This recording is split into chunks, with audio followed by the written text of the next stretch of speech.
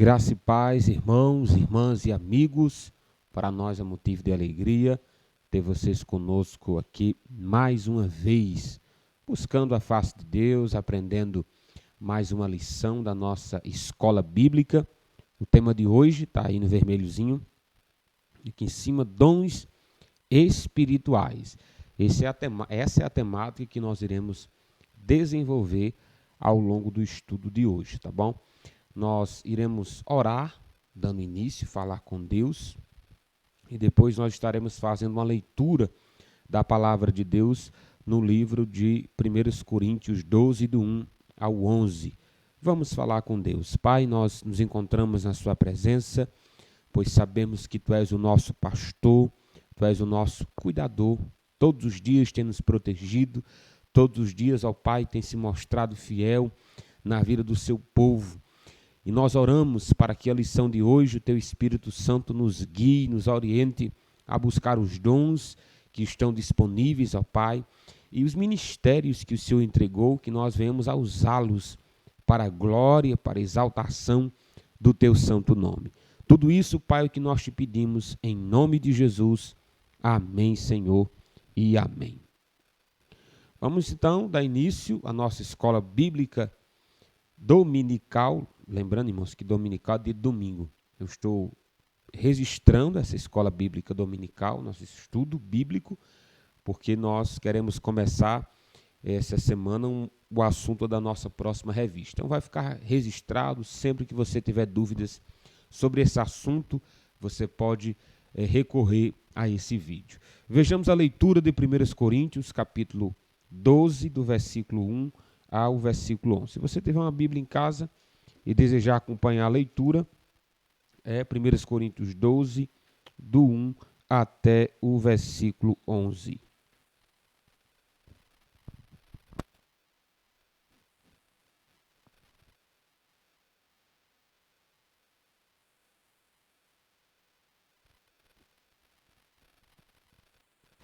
Primeiros Coríntios, capítulo 12, a partir do versículo 11 está escrito: Irmãos, não quero que vocês estejam desinformados a respeito dos dons espirituais. Vocês sabem que quando eram gentios, que se deixavam conduzir aos ídolos mudos, conforme vocês eram guiados. Por isso, quero que entendam que ninguém que fala pelo Espírito de Deus afirma anátema Jesus. Por outro lado, ninguém pode dizer Senhor Jesus, senão pelo Espírito Santo. Ora, os dons são diversos, mas o Espírito é o mesmo. E também há diversidade nos serviços, mas o Senhor é o mesmo. Há diversidade nas realizações, mas o mesmo Deus é quem opera tudo em todos. A manifestação do Espírito é concedida a cada um visando um fim proveitoso, porque a cada um é dado, mediante o Espírito, a palavra da sabedoria. A outro, segundo o mesmo Espírito, a palavra do conhecimento. A um é dada o mesmo Espírito, a fé. A outro, no mesmo Espírito, os dons de curar. A outro, operação de maravilhas, operação de milagres. A outro, profecia. A outro, discernimento de espíritos. A um é dada a variedade de línguas e a outro a capacidade para interpretá-las.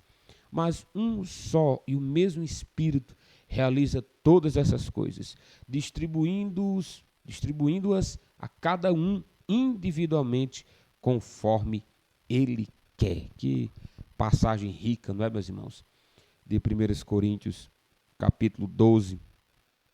É uma passagem extraordinária. Vejamos então, meus irmãos, sobre a nossa introdução do nosso estudo de hoje, tá bom? Diz o seguinte: os dons espirituais foram a promessa de Deus ao seu povo, feita através do profeta Joel, lá no capítulo de número 2, versículo de número 28. Deus escolheu o dia de Pentecostes, na dispensação da graça, para manifestar este grande evento. A doutrina bíblica diz que a igreja precisava de poder para testemunhar. O Espírito Santo e o exercício dos dons espirituais representam esse poder no qual a igreja carece. A introdução já diz respeito a uma promessa antiga, né? Desde Joel. Joel viveu aí no Antigo Testamento, um dos profetas menores, onde ele recebeu de Deus essa maravilhosa revelação de que Deus derramaria o seu Espírito sobre toda a carne. Já pensou? Não era mais contido, não era mais voltado para uma nação, Israel, mas seria sobre toda a carne. E claro que nós sabemos que o critério para isso é a fé em Jesus Cristo. A partir do momento que você crê em Jesus Cristo, o Espírito Santo faz morada dentro de você. E a partir dessa morada, dentro de você estão todos os dons, todos os ministérios, porque é o Espírito Santo que é dono deles.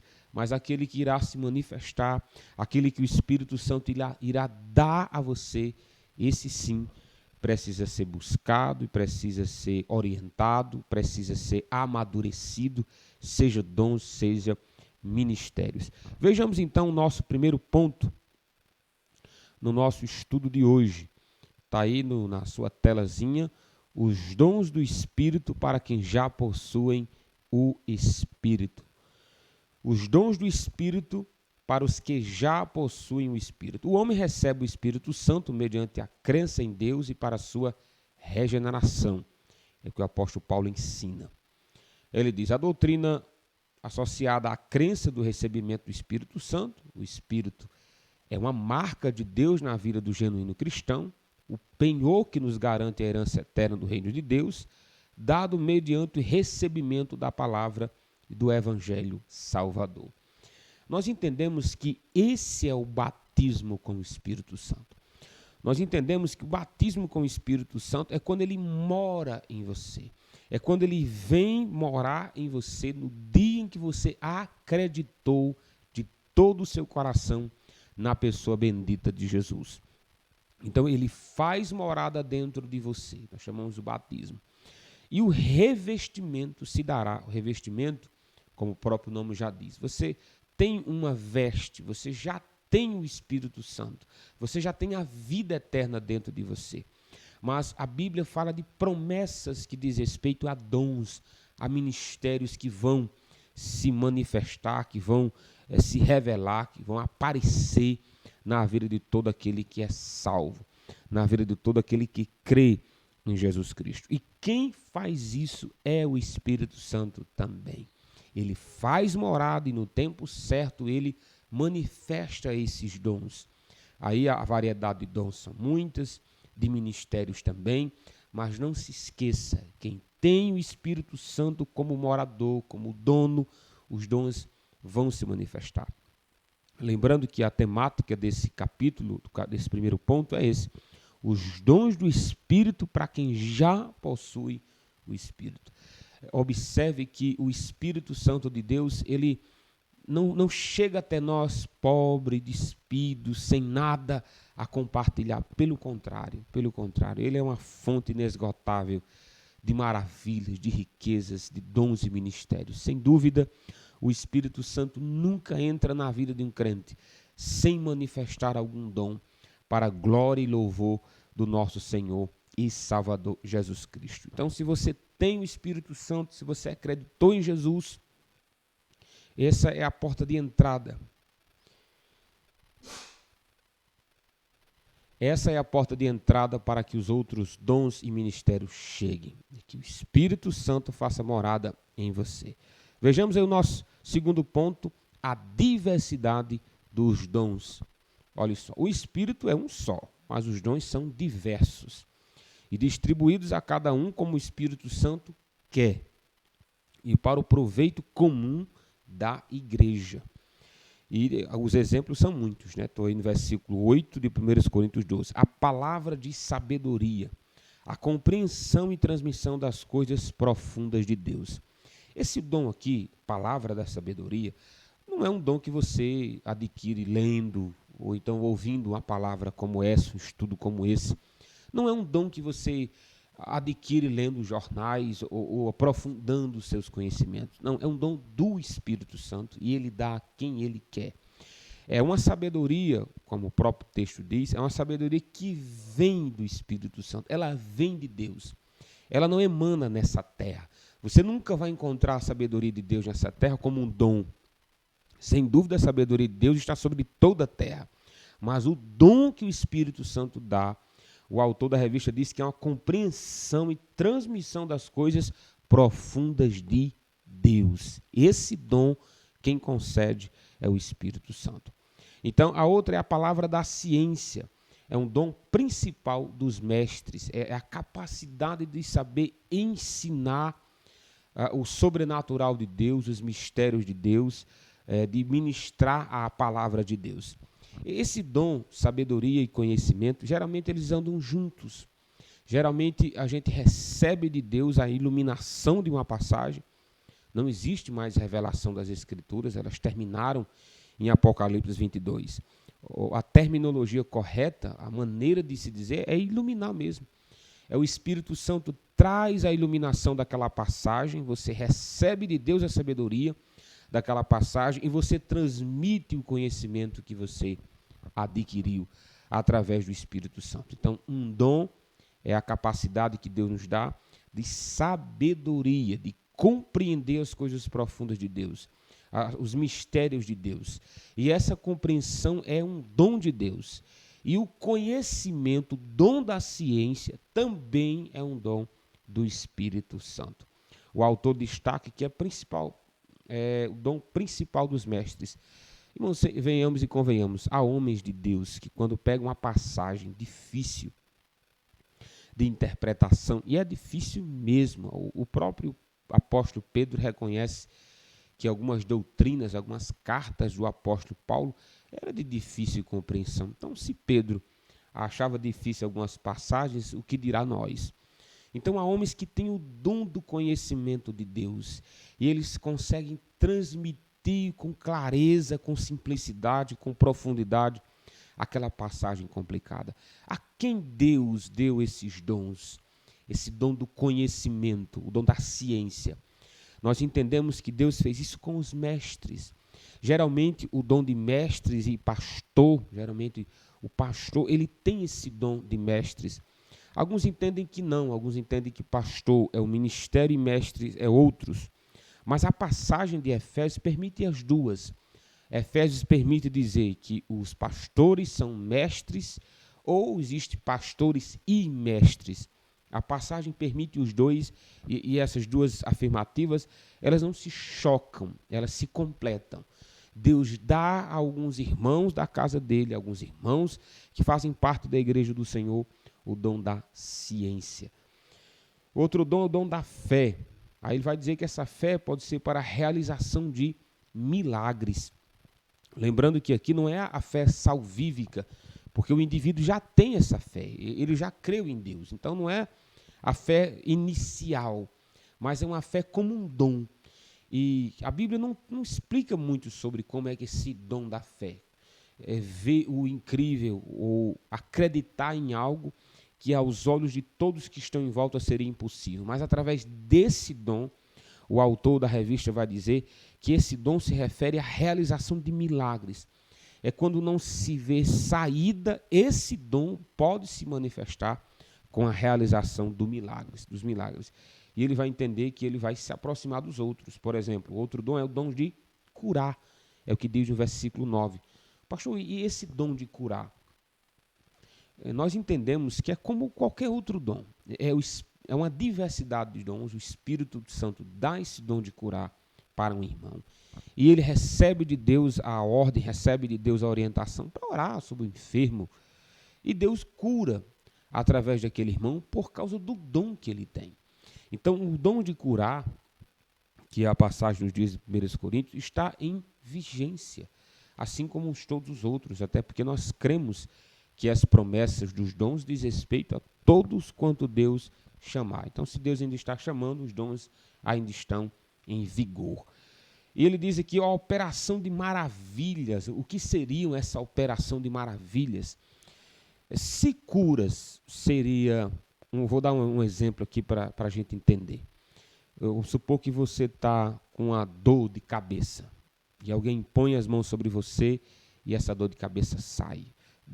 O dom manifestou-se através de tirar aquela dor que você sentia, seja ela qual for, seja pedra nos rins, seja a doença que você tiver.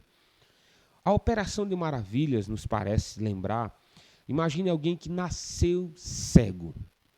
E quem tem o dom de maravilhas, me parece que é isso que a passagem quer dizer, é algo extraordinário.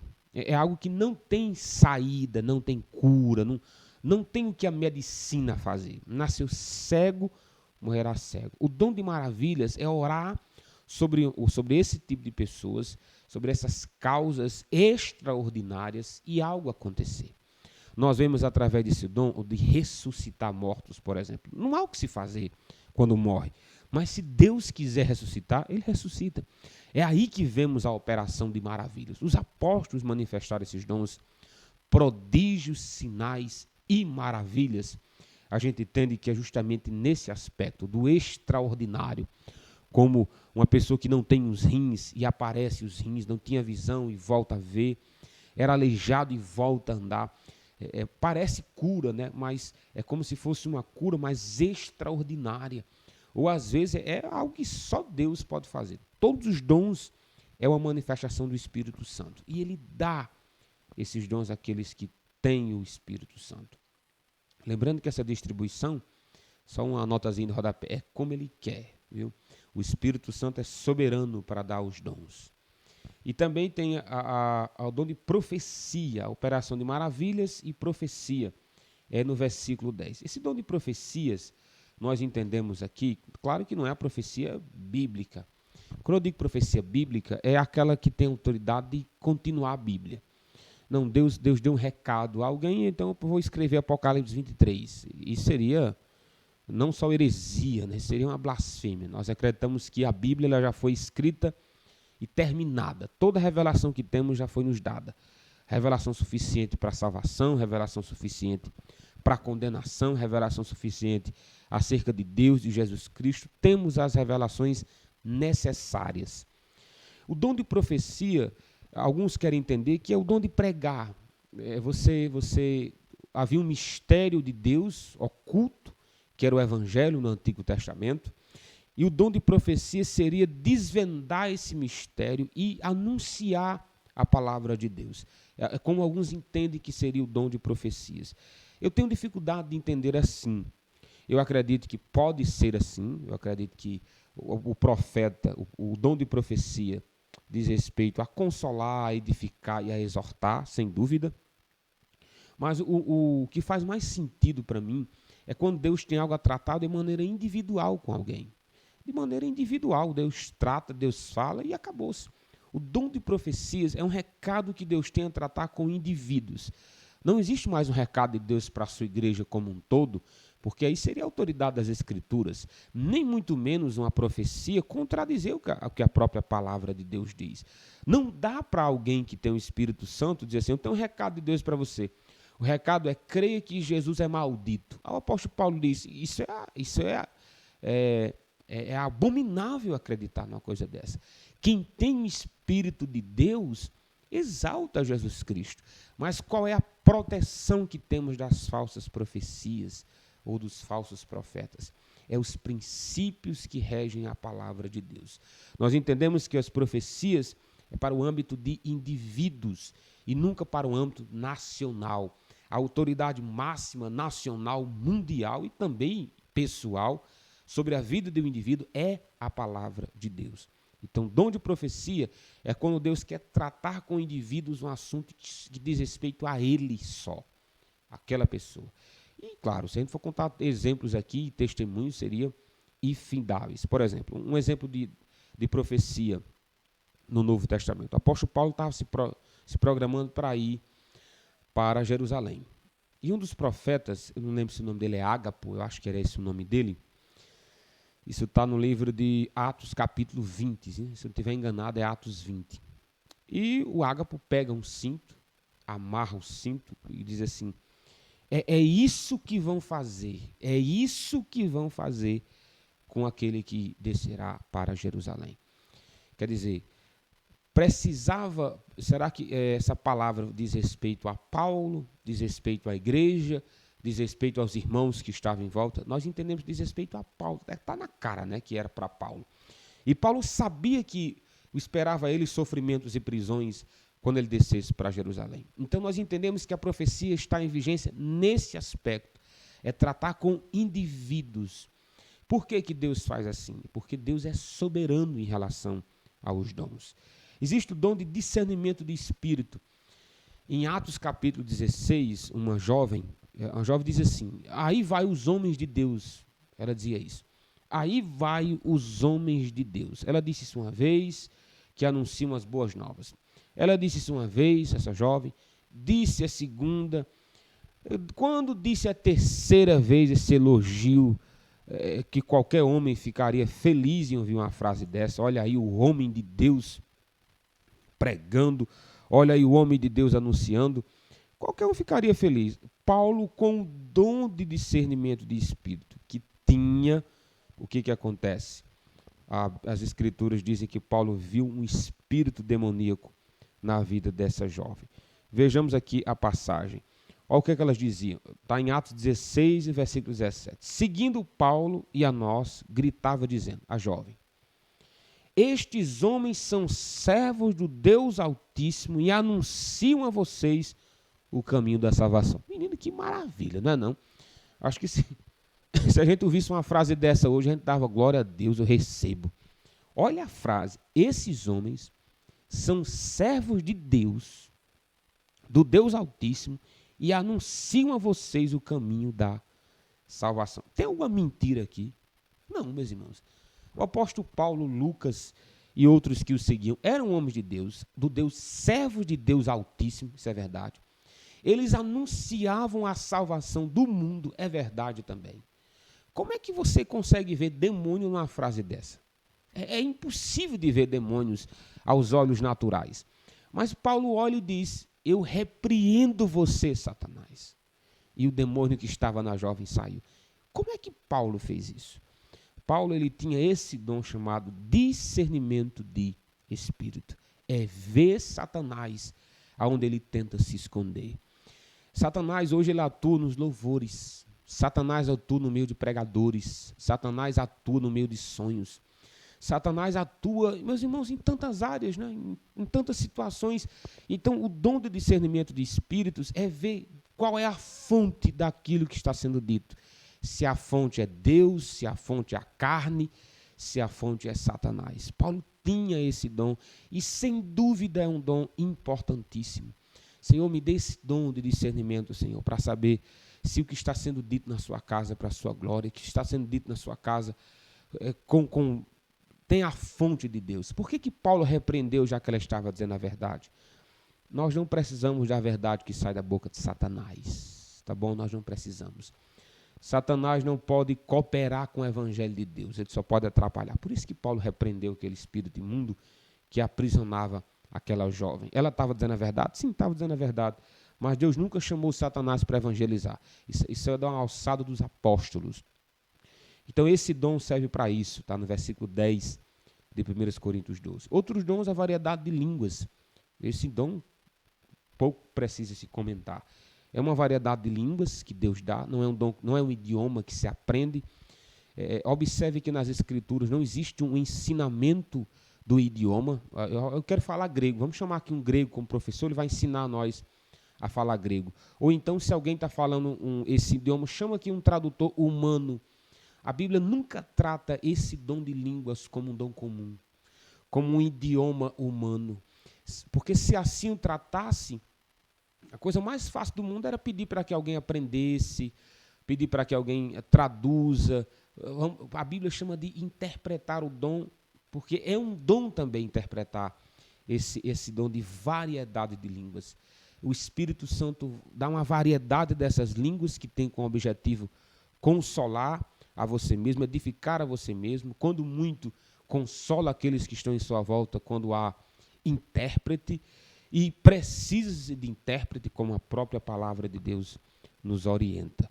Então, esse ponto é a diversidade dos dons. Recapitulando, palavra da ciência, a fé, dons de curar, operação de maravilhas, profecia, discernimento de espíritos, variedade de línguas e interpretação de línguas. Acaba-se aqui os dons? Não. Há outros dons que aparecem nas escrituras que não estão aqui. Por exemplo, dom de visão. Paulo teve visões, Pedro teve visões, quem mais? Outros apóstolos tiveram visões, João teve visões, mas não está aqui o dom de visões. Então a gente entende que essa lista ela não é exaustiva. Ela não tem a finalidade de trancar a porta. Está aqui, tem esses e acabou-se. Mas tem o objetivo de instruir a igreja sobre os dons que haviam e precisavam ser identificados, reconhecidos e trabalhados. Vejamos aí o nosso terceiro ponto desse estudo de hoje sobre os dons espirituais.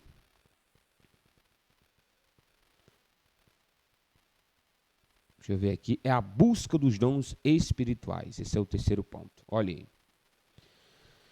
A mesma palavra que diz que o Espírito Santo dá os dons a quem quer. Olha a soberania de Deus aí, tá? Também recomenda que os cristãos busquem os dons espirituais. As duas verdades. Que Deus dá a quem quer e manda que nós busquemos os dons. Como tem lá em 1 Coríntios 14. Você está buscando algum dom? Nenhum cristão pode prescindir dos dons.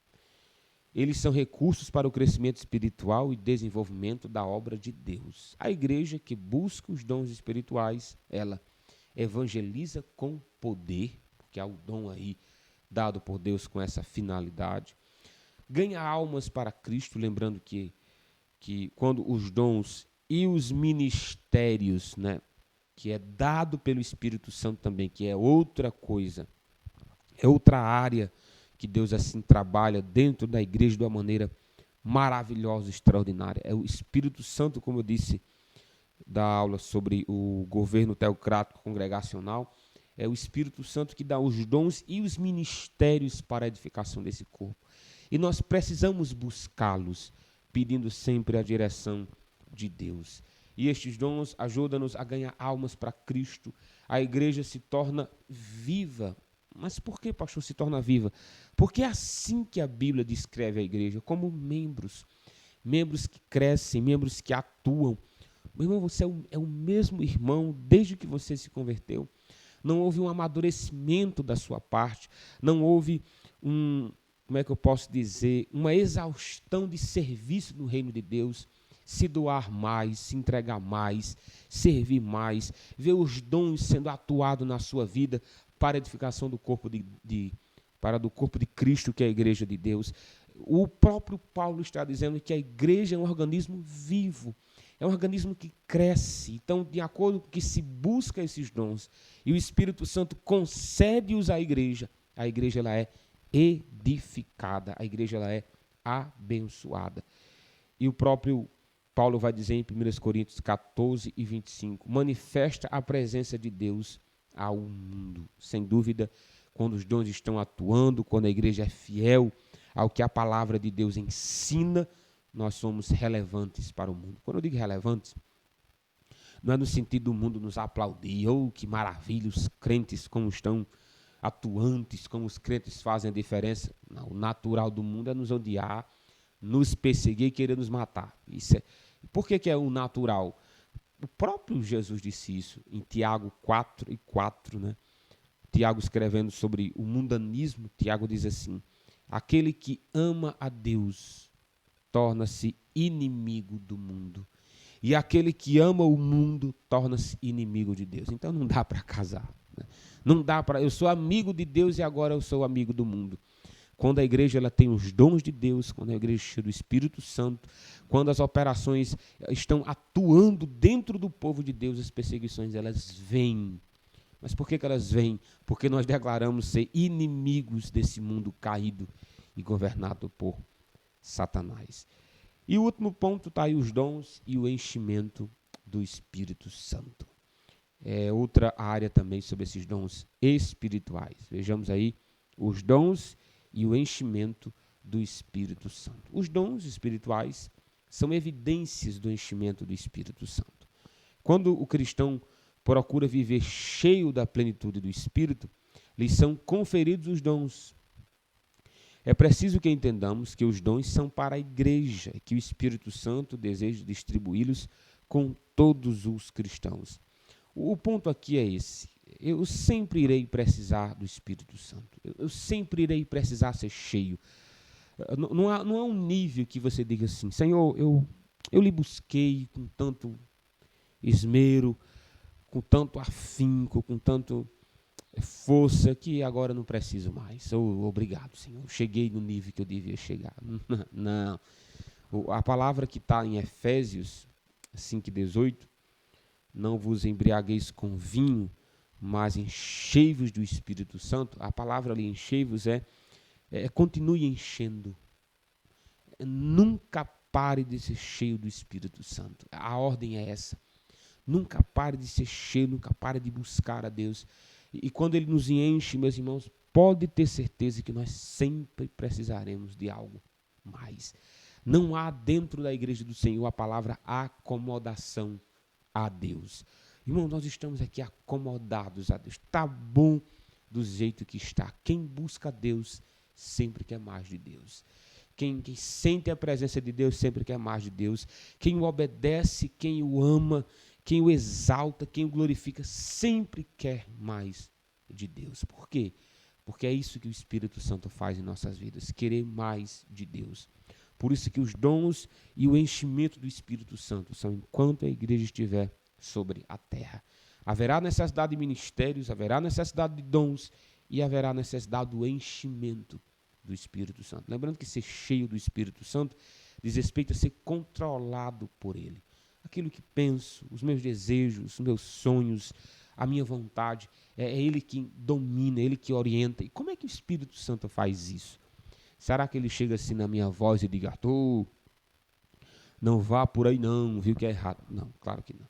Ser cheio do Espírito Santo é ser guiado por Ele, de acordo com o que está escrito em sua palavra, a Bíblia Sagrada. É aqui que ouvimos a voz de Deus, é aqui que sabemos a direção que Deus deseja que nós venhamos a seguir. E vejamos então a conclusão do nosso estudo de hoje para encerramento da nossa aula. Qual é a conclusão? A conclusão é: reflita como você poderia direcionar melhor a sua vida através da busca dos dons espirituais. Talvez você seja bom para buscar tanta coisa, né? Às vezes nós somos bons para buscar os nossos sonhos, as nossas metas. Quando a gente quer algo, a gente vai atrás. Quando a gente deseja algo, a gente busca, vai avante e seja feita a vontade de Deus. Onde é que está o problema aí?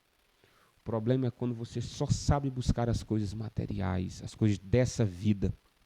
Mas quando se trata das coisas de Deus, não há busca, não há perseverança, não há vigilância, não há leitura, não há oração da palavra de Deus. Cuidado, querido, não faça isso. Busque os dons de Deus, peça os dons de Deus. Se eles estão em você e um dia se manifestaram, peça para que eles voltem a atuar na sua vida de maneira poderosa. Então, que Deus te abençoe. Muito obrigado por ter ficado até aqui, tá certo? Se você ouviu até aqui, escreve nos comentários aqui embaixo a palavra feito, que diz que você ouviu toda a lição e foi abençoado por ela. Até a próxima, se o bom Deus assim nos permitir. Tchau.